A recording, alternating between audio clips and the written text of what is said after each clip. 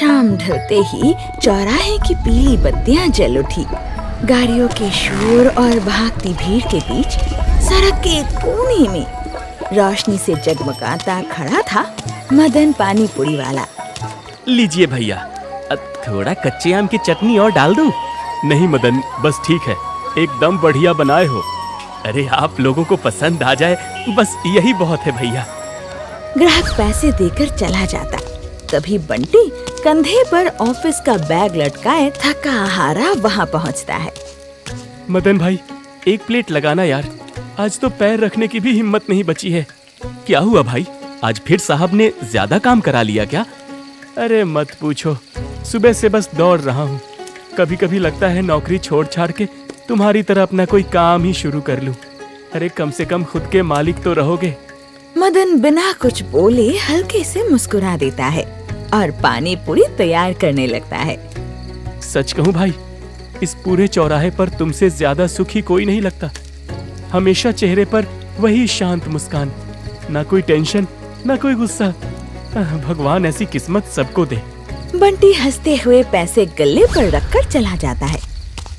मदन चुपचाप नोट अंदर रखता है, लेकिन इस बार उसके चेहरे की मुस्कान फीकी पड़ चुकी थी।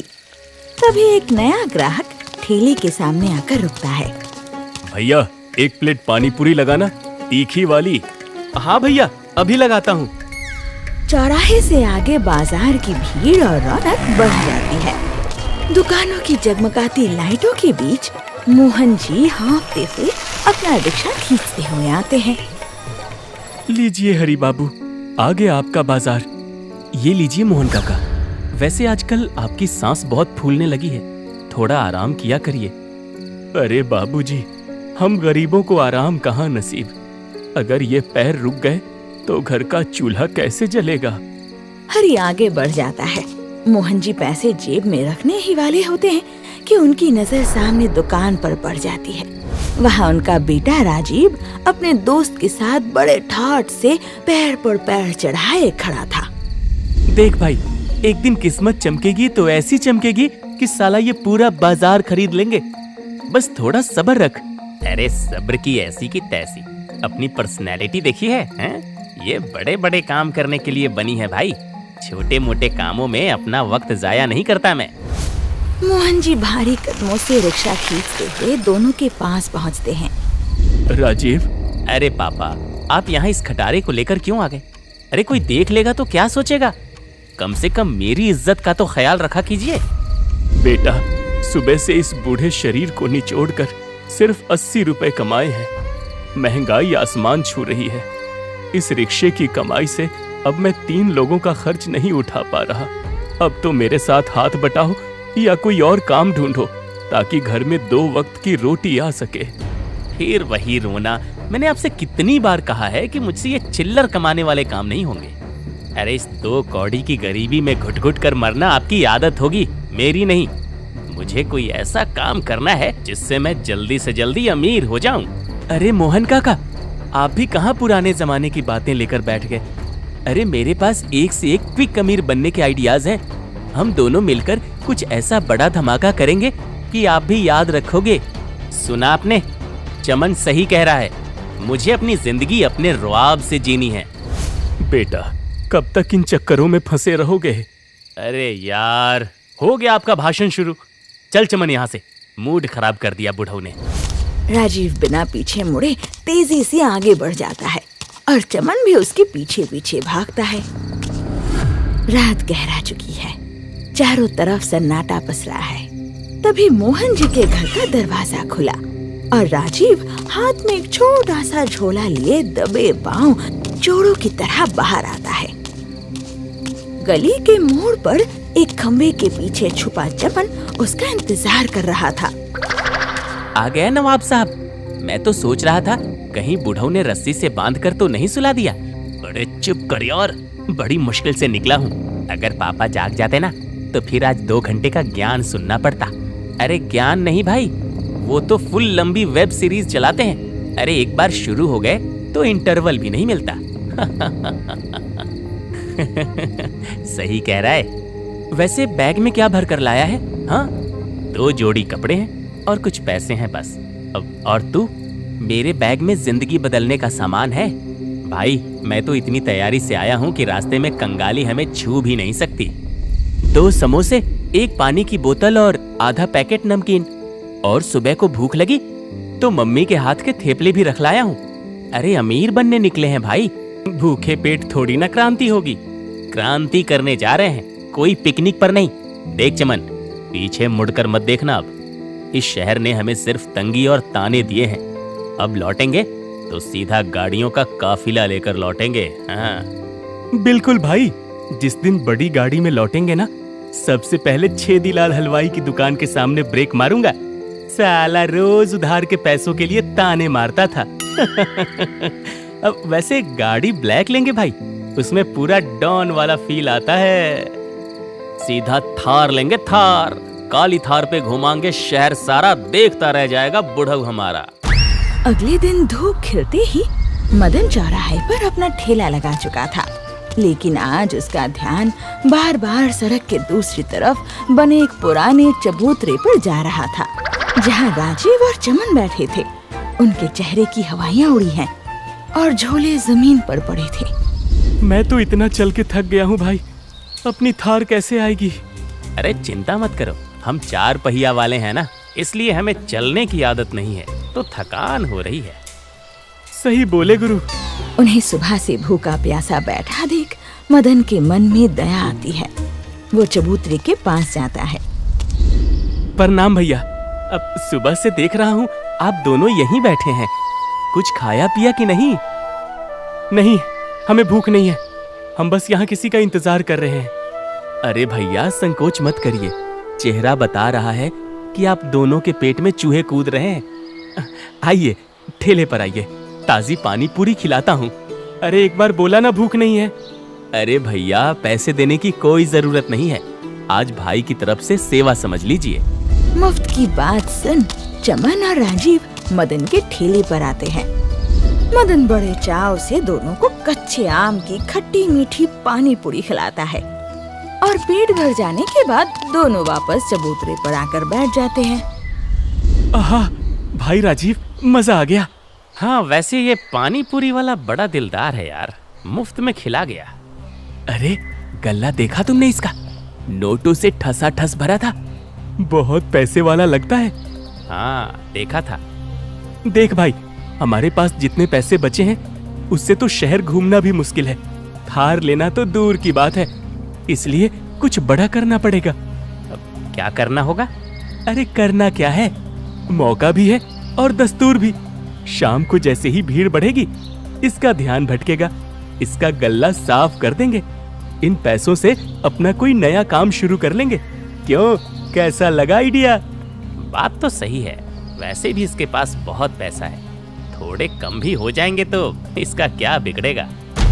धीरे धीरे दिन ढल जाता है और शाम की रौनक शुरू हो जाती है। मदन के ठेले पर ग्राहकों की भीड़ जुटने लगती है। तभी पायल वहाँ आती है।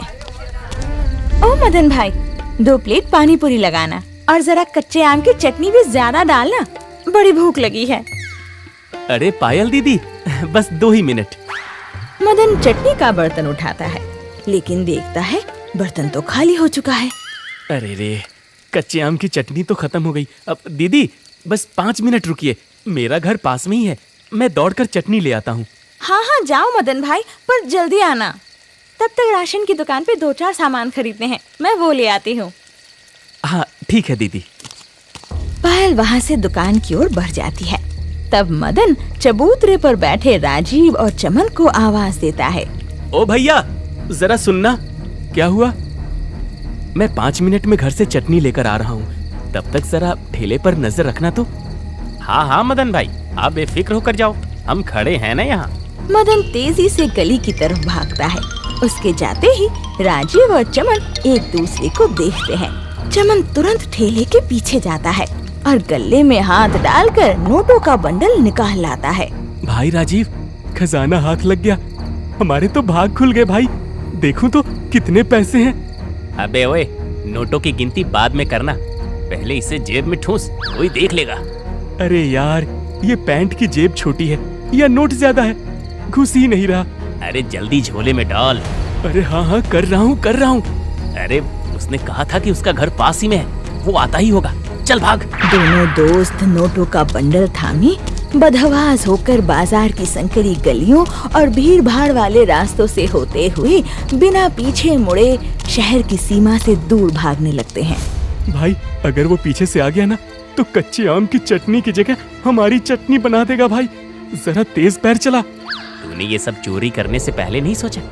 ये चोरी कर झट से अमीर बनने वाला आइडिया तेरा ही था, इसलिए अब बातें मत कर और चुपचाप भाग यहाँ से। भागते भागते दोनों दोस्त बाजार से काफी दूर एक सुनसान गली में पहुंचते हैं।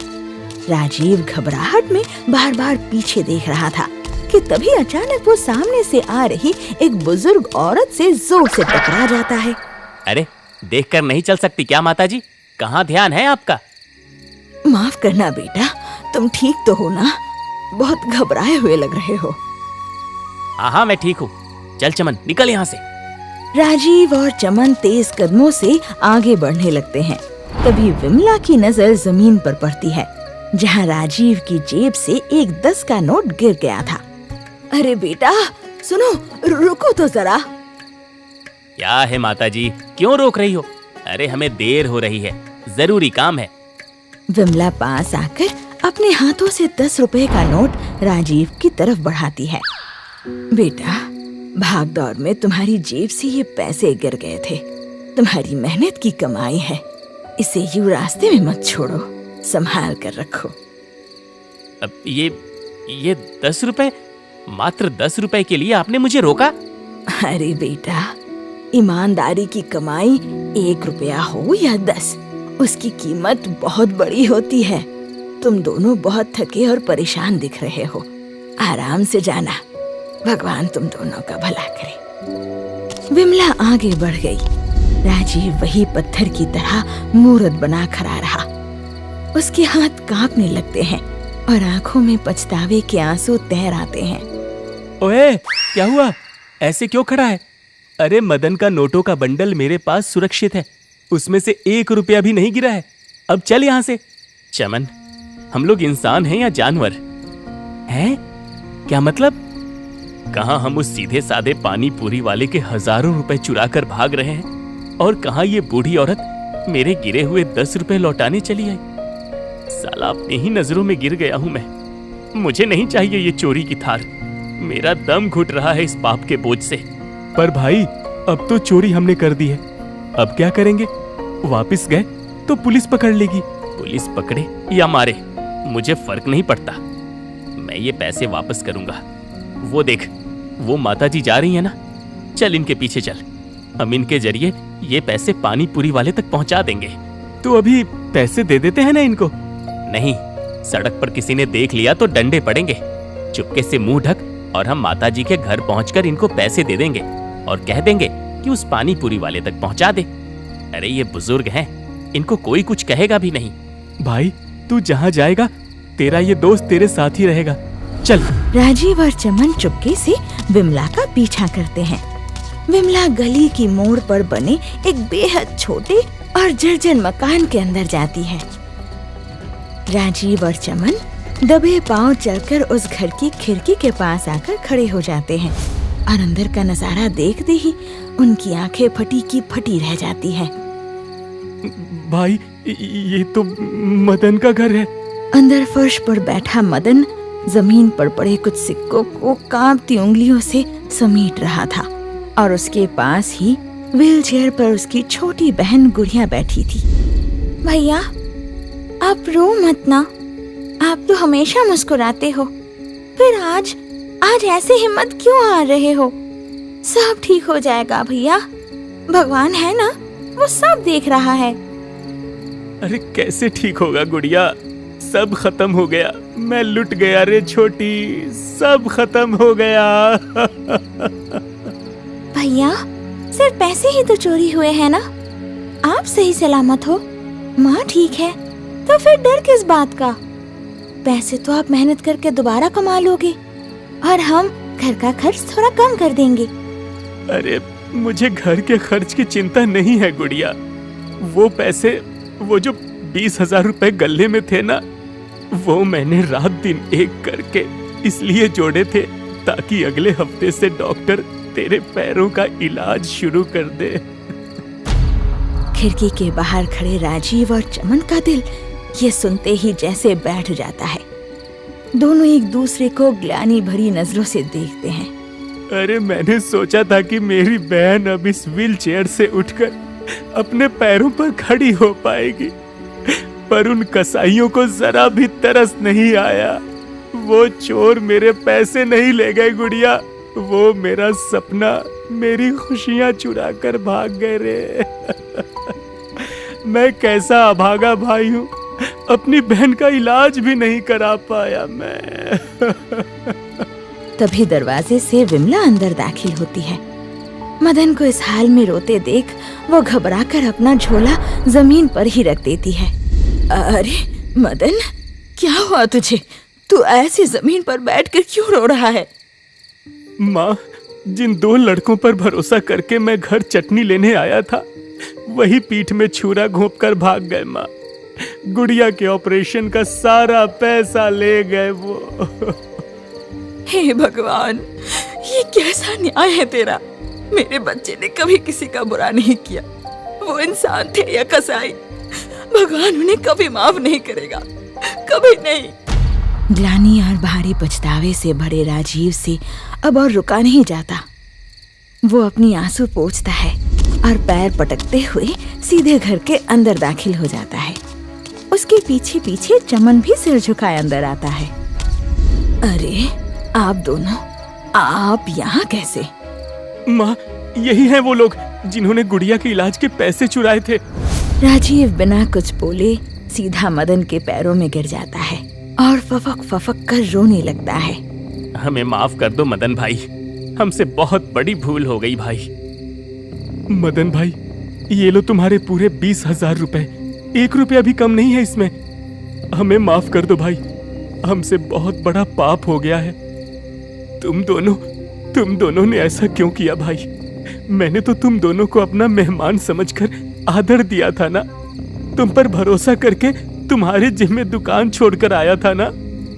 हम जिम्मेदारी से भागकर रातों रात अमीर बनने निकले थे, लेकिन बाहर सड़क पर तुम्हारी माँ ने जब मेरा गिरा हुआ 10 रुपए का नोट लौटाया तो मेरी सोई हुई आत्मा जाग गई। हम तुम्हारे गुनहगार हैं मदन भाई, चाहे तो पुलिस को बुलाकर हमें जेल भिजवा दो, पर हमें माफ कर दो। विमला राजीव के सर पर हाथ रखती है। उठो बेटा, उठो, हमने तुम दोनों को माफ कर दिया है। भैया देखा, भगवान ने हमारी सुन ली, हमारे पैसे भी वापस आ गए। मुझे पुलिस को नहीं बुलाना भाई। जिसने अपनी गलती मान ली और किसी की बेबसी देखकर उसका दिल पिघल गया, वो पापी नहीं हो सकता। तुमने मेरी बहन की खुशियां मुझे लौटा दी, यही मेरे लिए बहुत है भाई। मदन भाई, आज तुमने और तुम्हारी माँ ने हमें सिर्फ माफ नहीं किया, बल्कि हमें नया जीवन दिया है। अब मैं कभी शॉर्टकट से अमीर बनने के सपने नहीं देखूंगा। मैं भी मेहनत की कमाई खाऊंगा। हाँ, कल सुबह ही मैं वापस अपने पापा के पास जाऊंगा और उनके साथ रिक्शा चलाकर ईमानदारी की कमाई से उनका हाथ बटाऊंगा। जुग जुग जियो मेरे बच्चों। आज तुम दोनों ने इस बूढ़ी माँ के दिल को ठंडक पहुंचाई है। ईमानदारी के रास्ते पर चलोगे तो भगवान हमेशा बरकत देगा तुम्हें। अगली सुबह सूरज की पहली किरण के साथ ही राजीव और चमन अपने गांव वापस लौट आते हैं। मुख्य सड़क के मोड़ पर चमन की नजर मोहन जी पर पड़ती है। राजीव, वो देख, मोहन काका। मोहन जी एक सवारी को पीछे बिठाए पूरी ताकत लगाकर रिक्शा खींच रहे थे। सुबह की करकराती धूप में उनका बूढ़ा शरीर पसीने से तरबतर हो रहा था। पैर कांप रहे थे और हर सांस के साथ छाती जैसे धाकनी की तरह चल रही थी। पापा, रुक जाइए। मोहन जी हांफते हुए ब्रेक मारते हैं और पीछे मुड़कर देखते हैं तो राजीव को सामने पाकर उनकी आंखों में गुस्सा और दुख एक साथ उभर आता है। तुम यहाँ क्या कर रहे हो? चले गए थे ना अपनी बड़ी दुनिया में अमीर बनने। जाओ, इस बूढ़े आदमी को तुम्हारी कोई जरूरत नहीं है। चले जाओ यहाँ से। राजीव रोते हुए अपना झोला चमन की तरफ बढ़ाता है। चमन, पकड़ इसे। मुझे माफ कर दो पापा, मैं बहुत बड़ा नालायक हूँ, मैं गधा हूँ। अपनी झूठी शान के चक्कर में आपकी तकलीफ को देख ही नहीं पाया। मुझे माफ कर दो पापा। आप उतरिए, इन्हें जहाँ जाना होगा मैं छोड़ दूंगा। आप उतरिए रिक्शा से।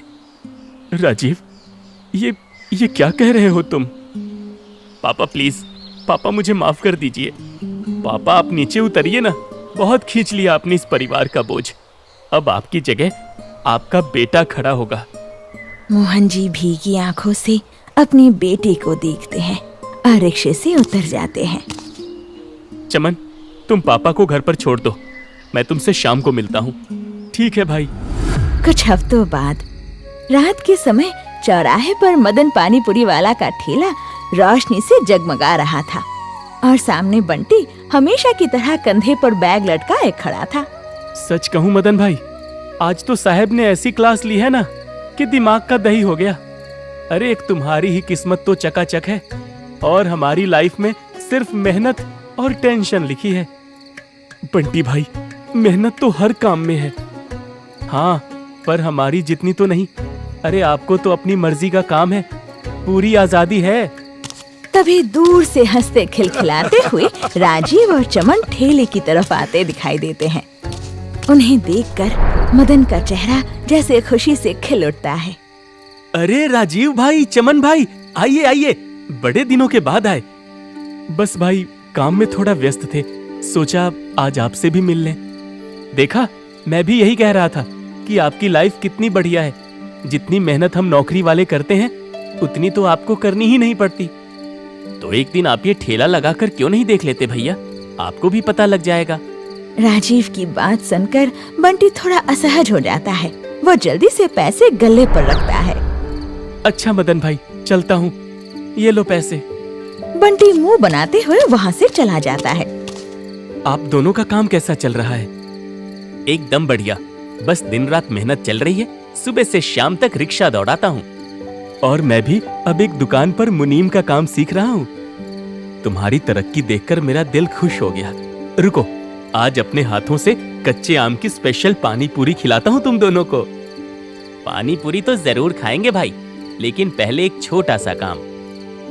चमन तुरंत थैले से एक लिफाफा निकालता है और मदन के सामने गले पर रख देता है।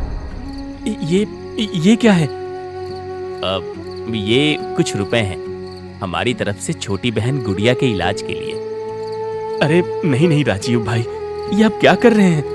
अब गुड़िया का इलाज अच्छे से चल रहा है, मुझे ये पैसे नहीं चाहिए भाई। ये आपकी खून पसीने की कमाई है, ये ईमानदारी की कमाई भी तुम्हारी ही देन है। रख लो मदन भाई। मदन चाहकर भी राजीव और चमन की इस सच्ची जिद को टाल नहीं पाता। उसकी आंखें नम हो जाती है और कुछ पल के लिए वो बस राजीव और चमन को देखता रह जाता है। तो दोस्तों, कहानी यही समाप्त होती है। अब जल्दी से कमेंट बॉक्स में जवाब दीजिए कि राजीव और चमन ने गले से कितने रुपए चुराए थे। देखते हैं सही जवाब किसका आता है।